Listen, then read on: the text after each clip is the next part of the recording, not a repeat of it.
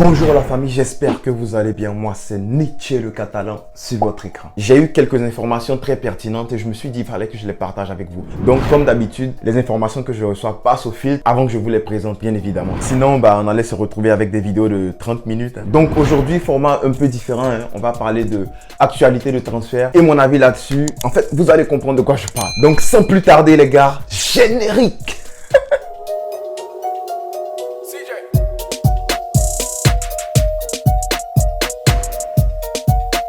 Avant de commencer, si vous n'êtes pas encore abonné à mon compte Instagram et à mon compte Twitter, prenez un petit temps pour aller vous abonner parce que je fais un format différent de vidéos où vous allez pouvoir me poser des questions directement sur mon Instagram ou sur mon Twitter. Et puis moi, je vais répondre à vos questions en fait en vidéo sur YouTube ici. Donc je vous invite à aller vous abonner sur mon Instagram et sur mon compte Twitter.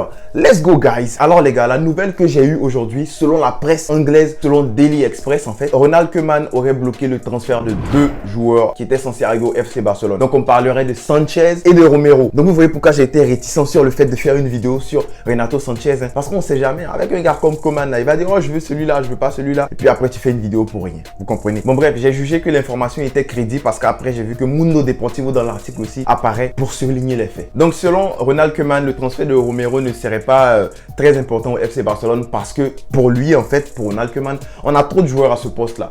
On a trop de joueurs en défenseur central. Je ne sais pas s'il voulait dire défenseur central ou bien juste défenseur central droitier. Mais Koeman a bloqué le transfert parce que pour lui, il jugeait qu'on avait trop de défenseurs centraux au club. Aussi, selon la presse, on le sait déjà, c'est pourquoi vous voyez que je ne fais pas trop de vidéos mercato, même si j'entends beaucoup de rumeurs mercato. Aussi, on ne peut pas recruter quoi que ce soit parce que notre liste est plus que pleine. Donc, il faut libérer l'espace, il faut libérer des joueurs, il faut vendre plusieurs joueurs. Je vous avais dit ça dans une vidéo. Si vous êtes assidu sur Nietzsche le Catalan, vous savez qu'il faut vendre plusieurs joueurs ou il faut aussi vendre un gros joueur comme Griezmann en fait pour libérer la place. Donc, je pense que c'est la première option qu'on utilisera parce que Griezmann, je pense qu'il va rester au FC Barcelone. On est bloqué, il faut vendre avant de recruter qui que ce soit. C'est pourquoi vous ne me voyez pas en train de faire des vidéos si oh lui au Barça, lui au Barça, lui au Barça. Non, ça marche pas comme ça. Tant qu'on ne vend pas là, on peut pas recruter. Donc pourquoi faire des vidéos de recrutement? Vous voyez. Aussi les gars, je pense que le transfert Romero, c'est à mettre aux oubliettes parce que le joueur est déjà proche de signer à Tottenham et on sait bien que les clubs anglais ont beaucoup plus d'argent que les clubs espagnols. Ça c'est pas un secret de polichinelle. Donc on est certain que le transfert Romero tombera à l'eau. Enfin 90% de chances que Romero parte à Tottenham. Il a déjà un accord de principe. Et petite parenthèse pour Renato Sanchez, pourquoi le transfert a été bloqué par Koeman? Koeman pense que Renato Sanchez ne pourrait pas réussir au FC Barcelone vu son profil. Je suis désolé mais je suis pas d'accord avec ça. Moi je pense que Renato Sanchez était capable de combler toutes les lacunes de Busquets lorsque Busquets jouait avec Pedri et De Jong. On voit les lacunes de Busquets surtout défensivement, les lacunes défensives, surtout en double pivot, ça ne marchait pas parce que De Jong ne peut pas faire ce qu'il veut faire parce que Busquets est là. Busquets défensivement c'est un boulet. Je me rappelle comment on avait dit dans une de ses vidéos, s'il arrive au FC Barcelone, ce qu'il va devoir faire c'est de changer la colonne vertébrale si vous voulez, la ligne axiale, l'attaquant de pointe, le milieu de terrain, le défenseur central, c'est ce qui est plus important. Bon, moi je suis pas contre que Busquets joue de temps en temps, mais il faut voir que le gars défensivement ça ne marche plus. Ça ne marche plus, il devient un boulet pour l'équipe. Donc vous voyez, c'est pour ces raisons-là que Ronald Koeman ne veut pas de Renato Sanchez. Donc vous voyez, moi je suis pas d'accord avec ça. Mais on rentre dans le vif du sujet. Moi ma question c'est, est-ce que Romero serait le défenseur idéal qu'il faudrait au FC Barcelone? Ça, c'est une question pour vous. Alors, vous pouvez mettre pause là maintenant et puis répondre. Est-ce que Romero serait le défenseur idéal pour le FC Barcelone? Je sais qu'il est encore jeune, il en a encore beaucoup à donner devant lui. Mais est-ce qu'il sera le défenseur idéal pour le FC Barcelone? Si oui, dites-moi pourquoi. Sinon, dites-moi pourquoi. Avant de donner ma réponse, les gars, je vous invite à vous abonner et n'oubliez pas de cliquer la cloche de notification. Bien sûr! Je vous ai eu. Non mais bon, soyons sérieux. Quel type de défenseur il faut au FC Barcelone? Il y a des gens qui n'ont pas compris quelque chose. Il y a des gens qui pensent que le FC Barcelone a besoin d'un défenseur gaucher et d'un défenseur droitier. Ça les gars, c'est pas le style qu'on veut. Ça serait idéal, un défenseur gaucher et un défenseur droitier. Mais c'est pas ça le fond de la chose. Le fond de la chose c'est que les gars, au Barça, si vous avez remarqué les années où le Barça a brillé, où le Barça a dominé le monde, on n'avait pas de défenseur gaucher ni de défenseur droitier. Piqué, Puyol, lequel était gaucher? Piqué, Mascherano, lequel était gaucher? Il n'y en avait pas. Ça serait idéal d'avoir un défenseur gaucher. Je n'en disconviens pas. Mais ce qu'il nous faut, les gars, c'est plutôt un défenseur qui est super bon à la relance. Super bon balle au pied. Limite même un milieu, si vous voulez, qui est défenseur. C'est-à-dire un défenseur qui organise le jeu depuis l'arrière. Et un défenseur qui est super bon dans les duels aériens. Super bon défensivement. Super bon dans les tacles. Je ne sais pas si vous comprenez. Un Puyol et un Piqué. Ça résume l'affaire. Un Mascherano et un Piqué. Ça résume l'affaire. Mais dans l'idéal, si l'un d'entre eux est gaucher et l'autre est droitier, c'est parfait. Je prends pour exemple, si on a un gars comme Pau Torres, les gars.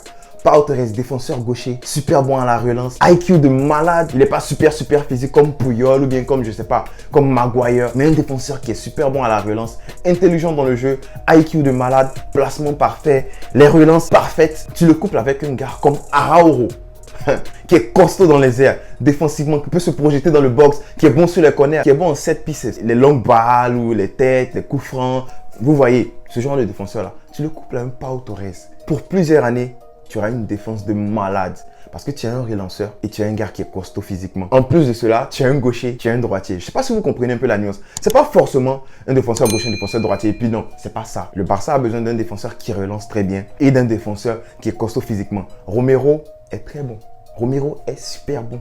Défensivement, là, il est costaud. Mais dites-moi de vous à moi, est-ce qu'en relance, vous prendriez plutôt Romero ou Pau Torres? J'ai regardé les matchs de Romero. Il est à l'aise au pied. Il sait même dribbler. Mais pour les relances, là, je mettrais largement Pau Torres au-dessus de Romero. Je mettrais largement Matthijs de Ligt au-dessus de Romero. Donc, vous comprenez un peu ce qu'il faut. C'est pas forcément gaucher-droitier. C'est vraiment ça qu'il faut au Barça. Si vous remarquez là, c'est ce qui a fait que le Barça défensivement a été solide pendant des années. Donc, c'est ça. Il faut un guerrier et un tacticien au FC Barcelone. Je pense que pour le côté guerrier, on en a déjà. On a Mingueza, on a Araújo. Pour le côté relanceur, Eric Garcia pourrait le faire. Il a une très grosse marge de progression.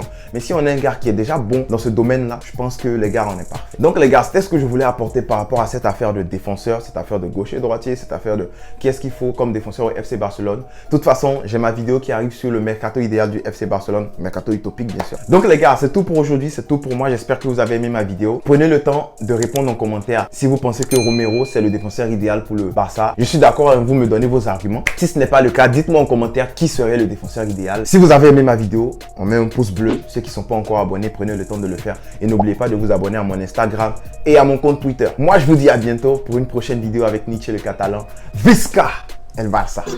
Nietzsche le Catalan, Nietzsche le Catalan, Nietzsche le Catalan, Nietzsche le Catalan, Nietzsche le Catalan, je répète, Nietzsche le Catalan, Nietzsche le Catalan, je répète, Nietzsche le Catalan.